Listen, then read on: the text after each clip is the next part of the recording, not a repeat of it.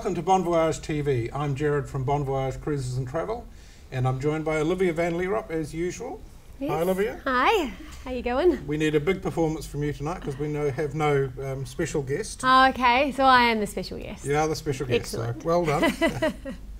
How's your weekend? Wonderful, thank you. Yeah, Good. big family weekend. And you? Just watching the rugby, and of course a shout out to everybody in Otago. The Highlanders are my second team after the Auckland Blues. A good friend of mine was up at the game and he was calling saying he's having heart attacks. We're all enjoying it. It was a great effort by the Highlanders. You missed it. But I missed it. We all tried. We couldn't get the show on the telly. Yeah. Shout out to the Highlanders. Well done. But the Auckland Blues will be back next year. So enjoy your moment in the sun. Well, I believe in Otago and the South Island they're going to be getting lots of snow again. Yeah. Winter's back. Some cold weather rolling in. Cold weather, but of course we have all sorts at BonVoyage Cruises and Travel. We have all sorts of wonderful winter destinations for people to travel to. Hot, sunny, warm, not far from here. And there's so much turmoil going on in the world at the moment. Where is safe to go? Where is safe? Yeah, where in the Anywhere. world can we go? All of the South Pacific. Yeah. But I found this little map, and as you know, there's been terrorism action in Tunisia, which was dreadfully, dreadfully sad. And for the first time, I've heard a leader of a country basically saying it's not safe to come here. Yeah. Normally, after anything, earthquake, floods, violent action, explosions, the leader of the country then comes on and says, "Hey, it's safe, we're open, come back." Yeah. But sadly, the Tunisian leader has said it's not safe to go there. So Tunisia is not on the list. Yeah. Greece, who knows what's happening there? Yeah.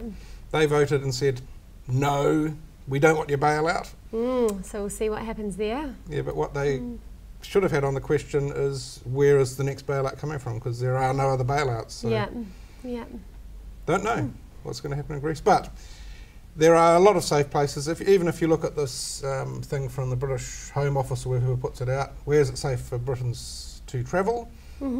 Lots of destinations, lots of green countries left in the world. Yeah. Yeah. A lot of them are around here, so don't you worry, we can get you somewhere safe and warm. Wonderful. Sounds good. But just back to the Greeks. Yeah. I can't let this go. I went to Greece. I've been to Greece a couple of times, a long, long time ago, and I said, over 20 years ago, and I said way back then, this place is doomed because no one does anything. Oh, yeah, because they enjoy a wonderful life and they relax. Well, they retire at 50 or yeah, something. retire at 55, I think Thank it good is. news, I'm about to retire. Yeah. But the thing that struck me all those years ago, okay, some of this was in tourist towns, and well, a lot of it was tourist towns, didn't go to any industrial places, but all the men were just sitting around. Not doing anything, drinking coffee. Yeah, yeah. Mate, that's why it's such a great place for a holiday. Yeah, that's why So they're all so relaxing, happy. everyone's and relaxed, Yeah, yeah. What happens now, no one knows, but once I get through this initial part, which may be difficult because on Tuesday, well, overnight, the banks will reopen, but even one of the foreign minister or something of Greece said on Monday, the banks will run out of money in a few hours. So Yeah, it's pretty crazy. that's when it'll strike home. What happens next, we don't know. Yeah. But yeah. presuming that smooths over a bit, Greece as a holiday destination should be cheap in the next 12 months, I'm predicting. Yeah, definitely. And a lot of fun. Now, you will have been to Greece, of course. Yes, I have been to Greece. That was my first destination overseas. Yeah, I got my position on the boat and I got flown straight to Athens. And then from there we went to Corfu. And I spent about 10 days there. Yeah, it was absolutely beautiful. And actually, the family that I was working for, the owner didn't really like new people. You know, I was there and I was meant to be the masseuse and looking after her. But she also had lots of other masseuses and beauty therapists around. So she didn't want me in her face at all, really. So I basically spent 10 days in Corfu and hardly had to work at all. I think I got called in a couple of times at about 8 p.m. at night to do a few massages for her, and then otherwise I had the day paragliding and snorkeling and lazing on the beach. It was ridiculous. You can see Olivia got straight into the way of the Greek way of yeah, working. exactly. It was wonderful. I loved it.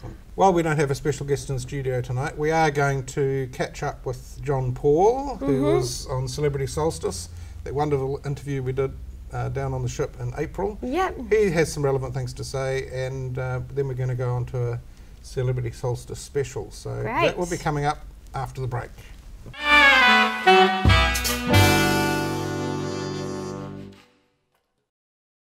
At Vivo, we've got the biggest crush on Graham Norton. So we flew all the way to his place so he could have a crush on us. Graham Norton's own Sauvignon Blanc. Southern Hemisphere grapes meet Northern Hemisphere fab.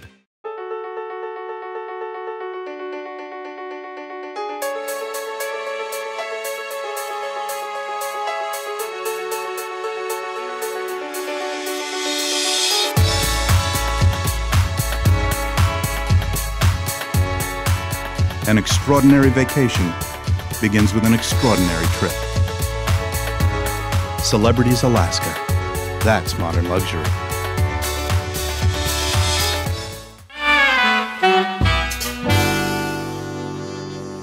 Welcome back, and as promised, we're going to go off to see John Paul on the ship again and talk about Alaska and celebrity cruises. My favourite place. Alaska? Yes. Or celebrity cruises? Or both? Both. Why is it your favourite place? Really? Out Alaska. of all the places you've been? Yeah, that's the one that stands out in my mind the strongest, is the best time that I had overseas, for sure. I'm a nature girl. I love wildlife. That's my love, really. Olivia is a dairy farmer's daughter, by the way. Yes. It's in my blood. It's in your blood. Yeah. Well, as you know, John Paul left us in April and sailed through Tahiti and Hawaii up to Vancouver. Then he got off the ship because his tour of duty had finished for a while, so he's been enjoying Canada and just seeing his family and everything. But at the moment he is back in Alaska. He is sailing on Celebrity Solstice again.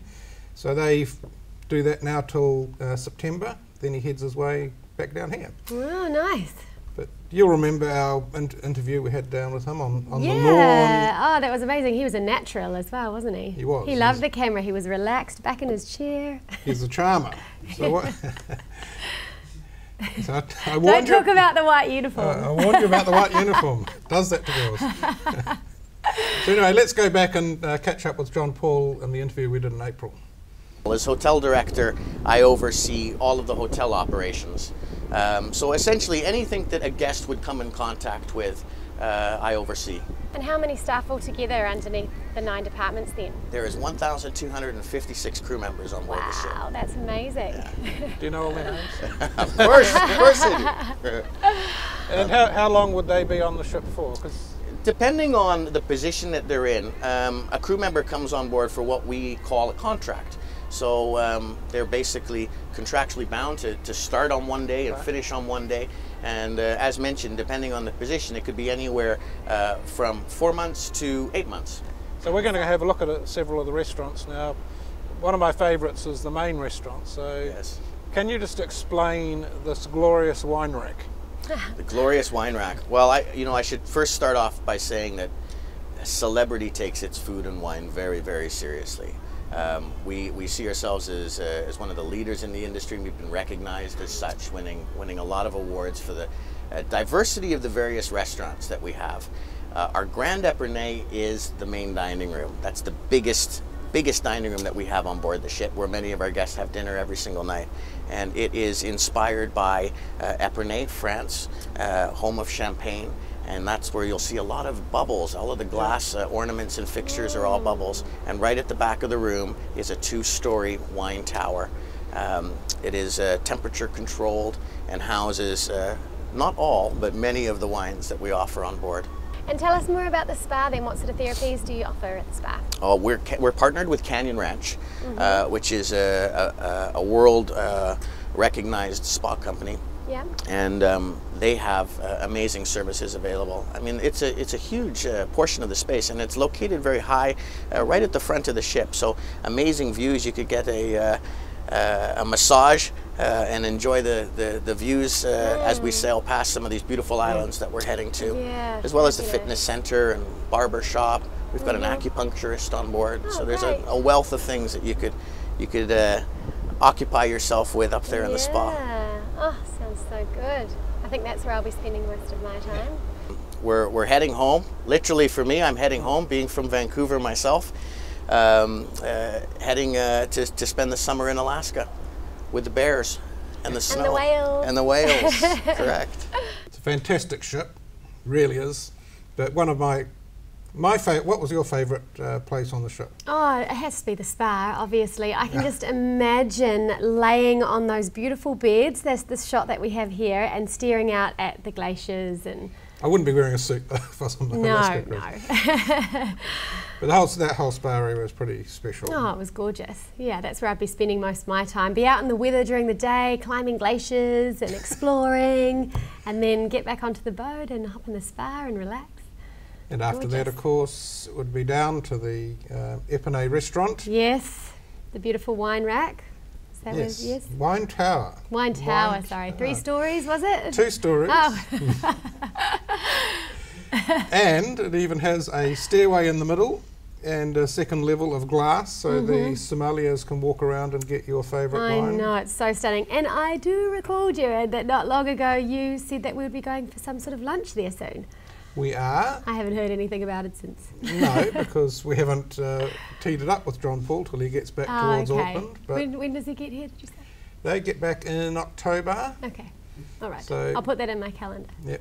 And just, if you're watching, wonder what we're talking about, we will be taking some of you to lunch on Celebrity Solstice. We've been invited. Just need to sort it out. We just need to get some friends.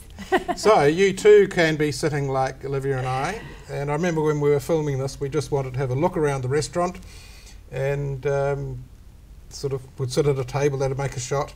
And of course when we did that, they wouldn't just let us sit there and not have the table set correctly. No, we got our coffee and our we pastries. got a lovely coffee, and yeah. I can see the boys filming this, and they were thirsty. They just wanted a simple let's get a quick shot, and then Yeah. we about 15 minutes to get a cup of coffee set up properly. It was lovely. And that was just typical of the service on board, because they just wait on you like a handed foot. It's fantastic. Yeah, it was. It was wonderful. So we've had our lovely dinner. We've been out, what were you doing? Climbing glaciers? And Yeah. I was hunting bear. Oh, No, and of course we wouldn't hunt. BonVoyageTV You would stalk is them. an environmentally animal-loving program. Yes. We would observe. Yes. Yes. From a distance. So we've come back, we've had our sauna and spa, we've had a wonderful meal at Epinay restaurant, Yes. and then there's all the entertainment. Yes. And I think we could explain it to you, but I think it's best we'll let John Paul, we'll catch up with an interview, he explains how the entertainment works. So we have our own production cast on board the ship, and they do a variety of different production shows. And in between those production shows, we fly in guest entertainers from all over the world. So, you know, whether they're comedians, whether they're vocalists, instrumentalists, we try to keep as much diversity as we can. We try to give a flavor of the localities that we're sailing in as well. And in addition to that, we do smaller we'll call them satellite shows throughout the ship. So entertainment doesn't necessarily just have to happen in the theater. Right. It could be up here on the lawn, it could be in the martini bar while you were having a cocktail.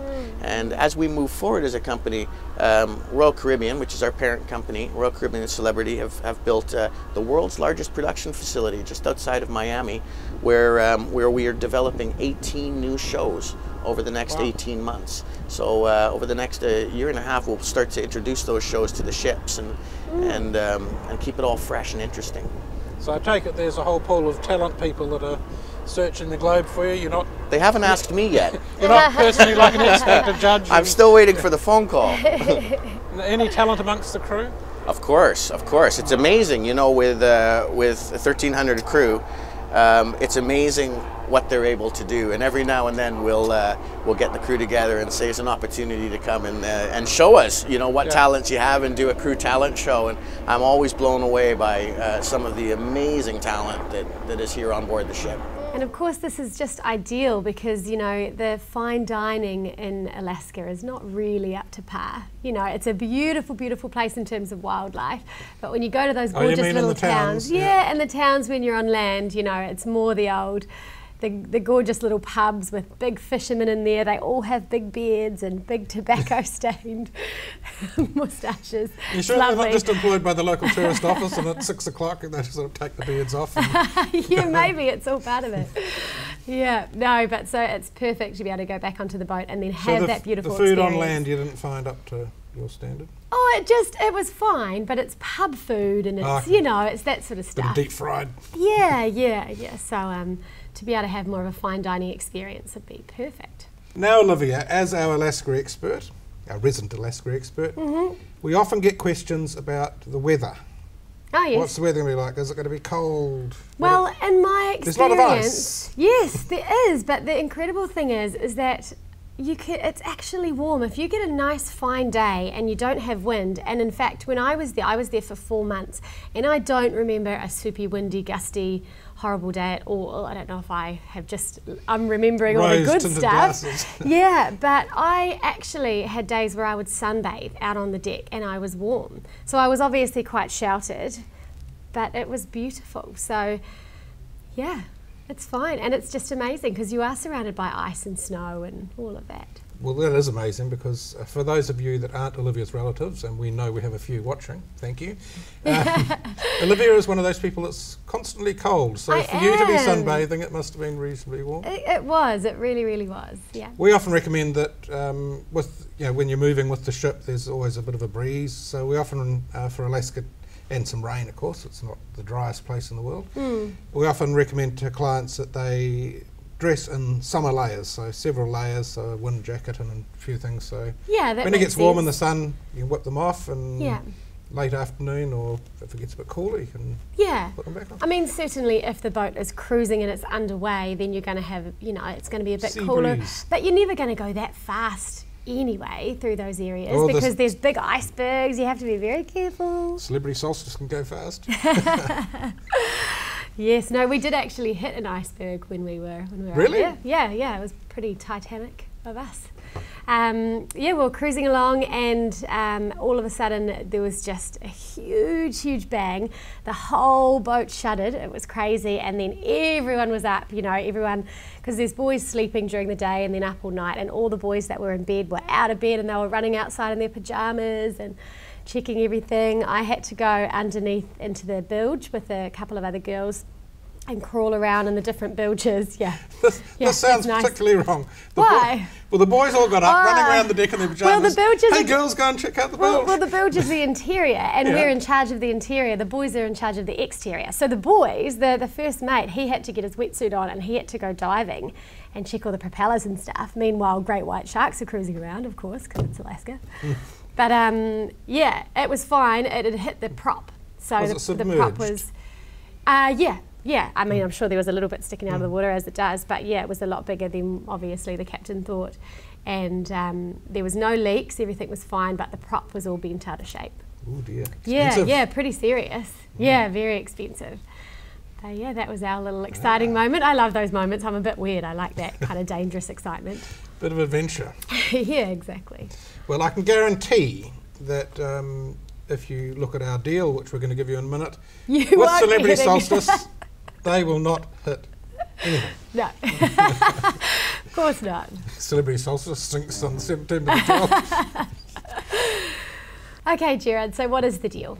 Been talking to Celebrity Cruises, not John Paul personally, because he's busy running the ship in Alaska, but we have come up with what they call the Ultimate Alaska Cruise, and we've wrapped flights around it and some accommodation in Vancouver with the tour. One of your favourite cities, one of my favourite cities. Loved it. So this is the last cruise of the season. So this is when John Paul is looking forward to heading down to New Zealand.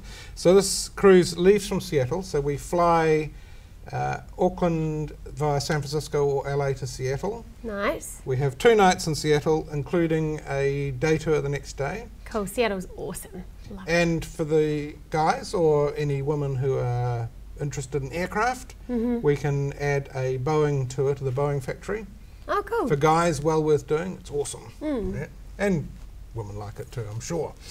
Then you join Celebrity Solstice and cruise from Seattle to Ketchikan, Tracy Arm Fjord, Juneau, Skagway, through the Inside Passage back to Nanaimo and Victoria and into Vancouver. The cruise finishes in Vancouver. 3 nights in Vancouver with a day tour, of course, and then you fly back non-stop on Air New Zealand home. So it's a good deal. Sounds amazing. 11-night cruise, 2 nights in Seattle and 3 nights in Vancouver. What's the price? Is 16 nights in total. Yes. Plus flying. From only $6,999. Really? And that's an ocean view cabin. So you get the picture window. Incredible. All of you. And for only another $400 you can go to a balcony cabin.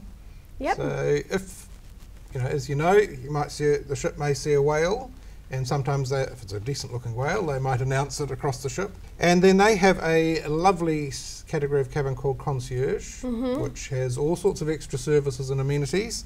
That's from $8,199. And we've included one of the top suites this time because it's coming in under $10,000. Oh, wow. $9,999 plus 2 drachma. So that's a great deal. The cruise leaves on the 11th of September, so we leave from New Zealand on the 9th. Yep. And 16 nights in total. Yep. It's a great deal. Fantastic. It'll be amazing. We're going to take a short break and we're going to come back and look at holiday snaps.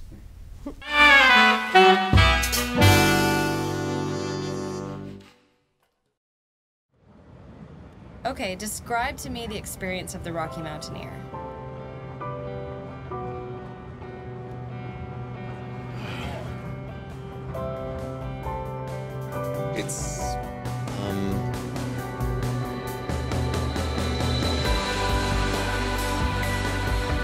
It's hard to describe the feeling aboard Canada's Rocky Mountaineer.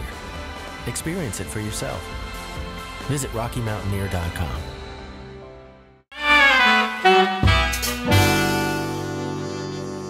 Welcome back, and as is customary about this time of the show, we have Olivia, our resident bearer of good news and bad news. And what have you got in the news? Well, today we are talking about beer. Beer? So it's good. neither good nor bad, it's just informative. Oh, excellent. So, Krakow and Kiev are among the cheapest cities to buy a beer, while in Geneva and Hong Kong, travellers should expect to pay at least US $10 for a glass of beer. It's too much for me. That is so expensive, although it is not the most expensive beer I've had. Most expensive was in Saint-Tropez, and it was €15 for a pint. Saint-Tropez, darling. Saint-Tropez, yeah, that's the fishbowl of the yachting industry, they say, because everyone wants to be there, because everyone, you're seen, basically. That's where you're seen. All right, Go Euro compared the prices of beer at the supermarket and in bars for 75 cities around the world. That'd be a good job, wouldn't it? Absolutely, yeah. I'll just have a little taste test while I'm there, yeah. Auckland was one of the pricier cities, coming in at 50th, with a beer priced at $5.88 at the bar, US dollars. That's not bad. I paid a bit more than that at some bars in Auckland, so yeah, they went to a good one. Yeah, that's not too bad at all. And now, of course, you'd like to know if we beat Aussie. Yes. Heading out for a drink across the ditch is likely to put a dent in the expenses, with Sydney coming in at $6.56 US dollars, so 62nd place. 60, oh, we thrashed them. Yeah, absolutely. Oh, surprising, I won't be going to Sydney for a drink. Where can I go? Okay. I want a cheap beer. Closest options for Kiwis with a thirst they include Ho Chi Minh at $2.58 US dollars. Yeah, Vietnam's pretty cheap. Yeah, yeah. Bangkok at US $3.12, and Bali at US $3.20 in 14th place. Yeah, Bali's good, and their local beer, Bintang, is not just a singlet that Australians wear with Bintang all over it, but it's pretty good beer. Yeah, it is good beer, yes. But I particularly enjoyed one I had with my nephew because he bought it for me. And here I am. Oh, nice.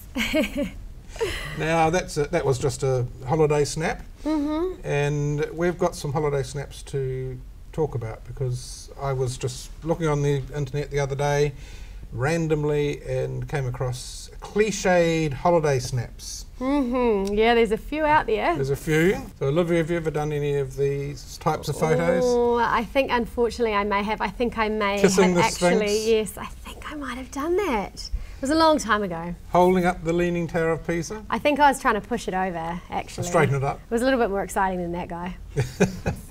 The archetypal Rio. I haven't been to Rio. Christ the Redeemer statue, and imitating. That guy's not doing a very good job of it. In Bolivia, on the salt flats. Yeah, I haven't done that You haven't one. been to a BonVoyage? No, I haven't. I know, I need to go. You need to go? Obviously, I'm named. I've taken a few like this of overloaded scooters and things. Yep, good one. Probably you have as well. What It's about not, this that's one? not as cliche though. No, it's not quite. You know, But this one, never done is it. this the new trend? Yes, it's huge. Hot dogs or legs.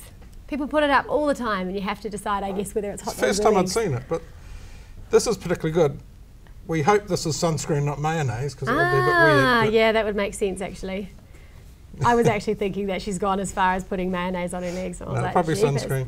But the ones I find most cliche and silly are the holding things up variety. Yeah. Like lifting the Eiffel Tower, or in this case, the Taj Mahal. But I particularly like this one because while there's someone's doing it reasonably successfully, I like the guy that's posing there, and he's doing the one-armed thing as well, which makes it a much more interesting photo than And he's normal. also looking really happy with his pose, isn't he? He's ecstatic, isn't he? Well, you wonder, you know, is it the person posing or the camera person that's forcing this photo? Yeah, wow, who knows? Now, having seen those, we decided we'd have a bit of fun with you guys, and we want to see some of your holiday snaps. If you've got any cliched photos, we definitely want to see them. Mm-hmm. If you've got, otherwise, just send us some good fun photos. If you haven't got cliched ones, we'd like to see them. Send them to me at gerard@bonvoyage.co.nz by email, or you can put them on our Facebook page, facebook.com/BonVoyageTV. And to make it more fun, we'll have a few little prizes. I was going to say, you've got to have a prize. What will they win? Our friends at Voyager Luggage have given us another suitcase. Oh, nice. They're beautiful suitcases. So the best photo will win the black Voyager suitcase. Mm-hmm. It's well worth having. That's awesome. Yeah, it's a lovely suitcase. And Olivia, I haven't given you a gift for a while, so I'll give you this gift as well. Oh, thank you, Gerard. It's very shiny. So if you want to hold that up. So we've also got 10 of the now famous BonVoyage keyrings. Oh, lovely. Well, they're beautiful. So we've got a few prizes. Best photo wins the Voyager suitcase, and the next 10 people get a BonVoyage keyring. Wonderful. And that's yours to keep for yourself. Thank you very Pleasure. much. It's lovely. This is the show that keeps on giving. So, but it's your turn to give, so send us the photos, good ones, and we will put them on air week after next, because next week we're having a week off. Ooh, holidays. Wee holiday, yeah, school holidays and all that. We're having a wee break, but we will be back. So in the meantime, bon voyage! Bon voyage.